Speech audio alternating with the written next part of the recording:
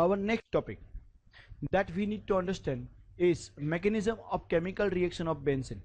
See, this topic has not been explained in your book, but we need to learn in a much proper manner. Benzene कैसे react करता है, सबसे पहले ये पता होना जरूरी है कि भाई जो बेंजीन के अंदर ये जो ring basically that represent a phenyl ring और rather say it represents the electron cloud over here. यहाँ पे इलेक्ट्रॉन डेंसिटी ज्यादा है. We know that there is तीन लास्ट टाइम स्ट्रक्चर हमने पढ़ाई किया that there are 3 pi bonds are making a cloud over there. Because of that इसके पर हमेशा इलेक्ट्रोफाइल अटैक होता है. इलेक्ट्रोफाइल अटैक करेगा. इलेक्ट्रोफाइल आर दो species which are deficient of electron. हम उसको कैटायन भी बोलते हैं, उसको लुइस एसिड भी बोलते हैं. What do we call Lewis acid electrophiles. They are going to attack, वो इसके पर अटैक करने वाला है. And since we know that कि बेंजीन के पास 6 कार्बन और 6 हाइड्रोजन है. Not only that, we also know that all 6 carbon and all 6 hydrogen are equivalent as far as position and reactivity is concerned. That has been covered in the last topics.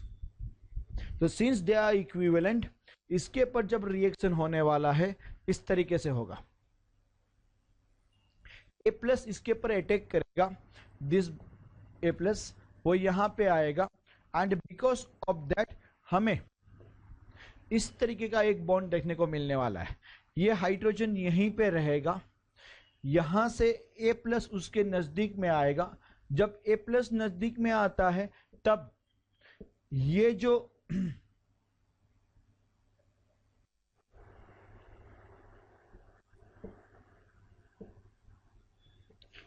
Ring है उसमें कुछ disturbance होगा, वो टूट जाएगी. उसकी जगह पे आपके पास ऐसा बनेगा, ये रिंग आधी बन जाएगी बिकॉज उसका इलेक्ट्रॉन इसकी ओर डोनेट होके चला जाएगा. A प्लस इलेक्ट्रॉन को अपनी ओर खींचता है. A प्लस इलेक्ट्रॉन को अपनी ओर खींचेगा, रिंग आधी बन जाती है और यहां पे बॉन्ड बन जाता है. फ्रैक्शन ऑफ सेकंड के लिए ये बॉन्ड ऐसा बनने की वजह से इसका ये पॉजिटिव चार्ज कट हो जाएगा यहां से, क्योंकि उसने इलेक्ट्रॉन ले लिया और ये पॉजिटिव चार्ज यहां पे आ जाएगा. दैट इज नोन एज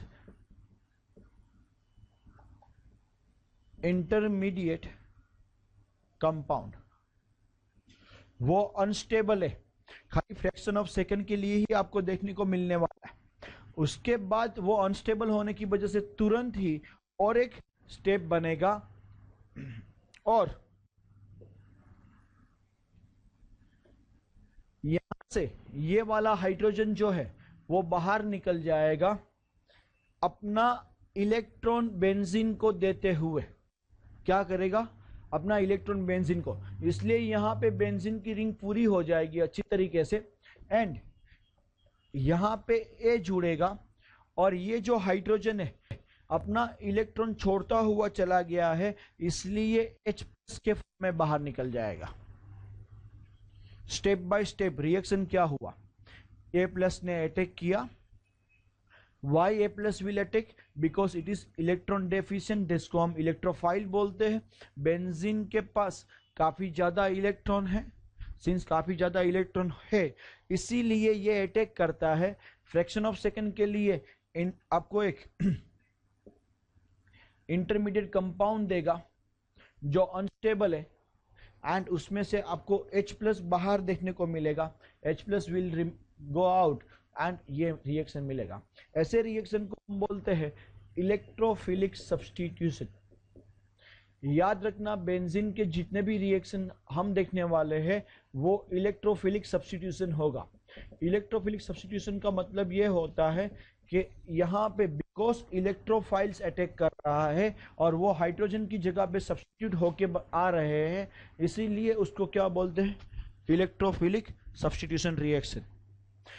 ये A प्लस ग्रुप जो है वो बहुत सारे हो सकते हैं. Cl plus, Br plus, okay, I plus, NO2 plus, CH3 plus, OCH3 plus, काफी सारे हो सकते हैं. ये जो मैंने आपको मैकेनिज्म सिखाया उसको बोलते हैं मोनो सब्स्टिट्यूशन।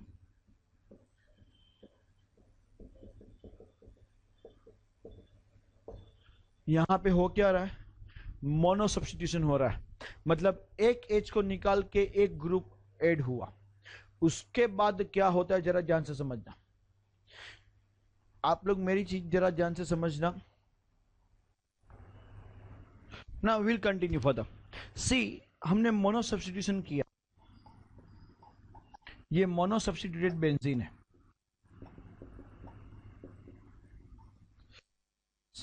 उसके बाद हमें करना क्या है, इसके अंदर और एक ग्रुप ऐड करना है। क्या करना है, मतलब हम सीखने वाले हैं mechanism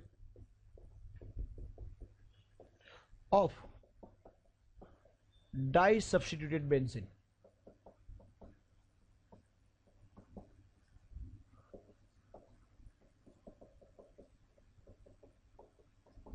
okay, in di substituted benzene में होता क्या है, लेकिन वो सीखे उससे पहले जरा समझते हैं इसके बारे में। ये जो हमारे पास मोनो सब्स्टिट्यूटेड ग्रुप है जो पहले से यहां पे आ चुका है, वो दो टाइप का हो सकता है। It may be of two kind. First kind, it is electron donating group. Electron donating का मतलब क्या है कि ऐसा ग्रुप है जो बेंजीन रिंग को इलेक्ट्रॉन देता है। Okay, what do we call it,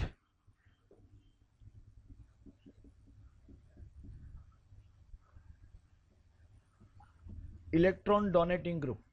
electron donating group कौन कौन से हो सकते हैं, जैसे कि Cl प्लस है, Br प्लस है, या तो फिर Ca3 प्लस है। अगर ऐसे ग्रुप जुड़ते हैं तो होता क्या है, ये बेंजीन के अंदर जब ऐसा ग्रुप जुड़ता है तब यहां पे इसने जब इलेक्ट्रॉन दिया यहां पे, तब ये बेंजीन रिंग के पास ऑलरेडी इलेक्ट्रॉन तो थे ही, वो होने के बावजूद ऐसा हो जाता है कि इलेक्ट्रॉन ये दो जगह पे ज्यादा दे देता है, ऐसे। कैन यू सी, और ये जब इलेक्ट्रॉन देता है तो ये पोजीशन पे और ये पोजीशन पे इलेक्ट्रॉन की डेंसिटी बढ़ जाती है। ये पोजीशन पे, ये पोजीशन पे, यहां पे और यहां पे इसने जब इलेक्ट्रॉन दिया, इलेक्ट्रॉन की डेंसिटी दो जगह पे बढ़ती है। उसकी वजह से ये रिंग जो है उसका जो स्ट्रक्चर है वो थोड़ा अलग बन जाएगा।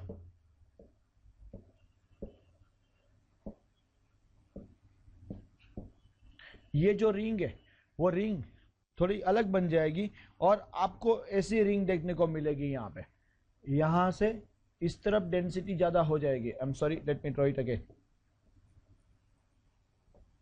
पहले राउंड थी, इसने डोनेट किया तो यहां पे बढ़ जाता है और यहां पे डेंसिटी बढ़ जाती है। उसको ऑर्थो एंड पैरा डेंसिटी बोलते हैं। क्या बोलते हैं?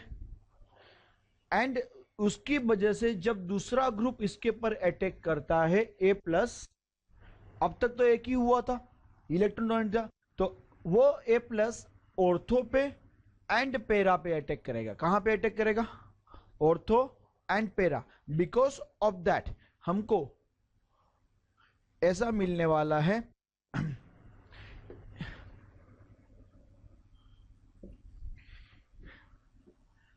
ऑर्थो डाई सब्स्टिट्यूटेड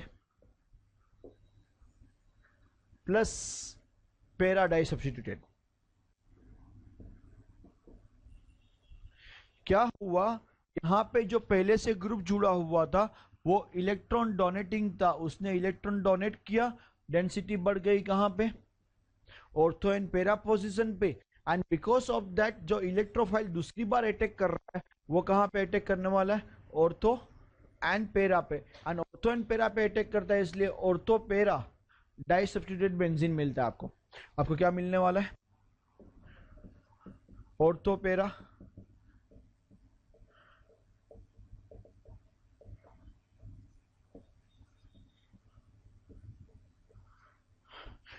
ये किसके पर डिपेंड रहता है? ये ग्रुप पहला कौन सा जुड़ा था? कौन कौन से ऐसे ग्रुप है? Chloro, bromo, Ca3 plus, OCA3 plus. There are quite a few है जो ऐसा काम करने वाला है। तो हमें याद रखना कि अगर पहला क्लोरीन जुड़ा है तो दूसरा वाला आएगा वो कहां पे आएगा? हमेशा ऑर्थो एंड पैरा पे ही आएगा।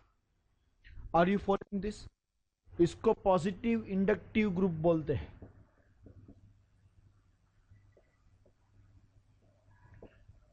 या तो बोलेंगे ऑर्थो पैरा डायरेक्टिंग ग्रुप, या तो क्या बोलते हैं उसको। दूसरा ग्रुप जो है वो इलेक्ट्रॉन विड्रॉइंग ग्रुप है। वो कौन सा है? Electron withdrawing.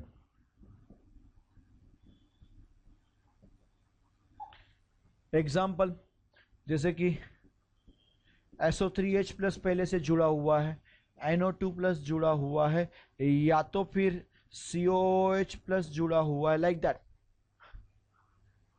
तो होगा क्या यहाँ पे, आपके पास जो पहले से यहाँ पे ये जुड़ा हुआ है उसका काम ये है कि वो बेंजीन रिंग में से इलेक्ट्रॉन को अपनी ओर विड्रॉ करते, खींचते हैं। उसको हम बोलते हैं नेगेटिव इंडक्टिव ग्रुप, या तो इलेक्ट्रॉन विड्रॉइंग ग्रुप। तो उसकी इफेक्ट भी दो जगह पे आपको देखने को मिलेगी। उसकी इफेक्ट भी कितनी जगह पे देखने को मिलेगी आपको? दो जगह पे। ये जो ग्रुप है वो ऑर्थो पे एंड पैरा से इलेक्ट्रॉन को विड्रॉ करता है। उसकी वजह से ये जो रिंग है अंदर की, उसका शेप चेंज हो जाएगा और वो ऐसा मिलेगा।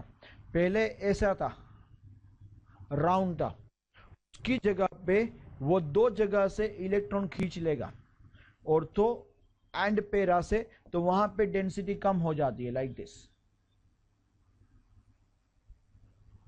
एंड उसकी वजह से मेटा पे डेंसिटी इंक्रीज हो जाती है अपने आप, बिकॉज ऑर्थो पैरा पे कम होगी तो मेटा पे इंक्रीज हो गई। तो जब दूसरी बार केटायन अटैक करता है इलेक्ट्रोफाइल, डेफिनेटली वो जहां पे डेंसिटी ज्यादा है मेटा पे ही अटैक करेगा।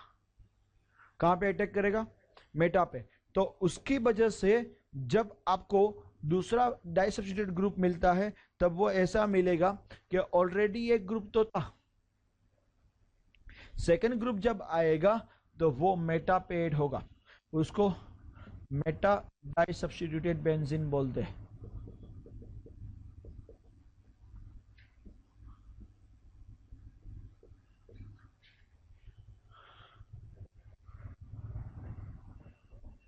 करेक्ट और नॉट? आपको समझ में आ रहा है?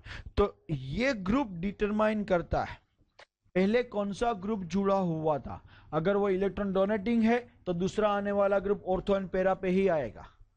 अगर वो इलेक्ट्रॉन विड्रॉइंग है देन दूसरा आने वाला ग्रुप मेटा पे ही आएगा। आपको समझ में आ रहा है? This is the way the mechanism takes place of a benzene chemical reaction. Correct? ये दोनों चार्ट जो है आपकी बुक में नहीं दिए गए, ये दोनों reaction, I want you to draw that, but before that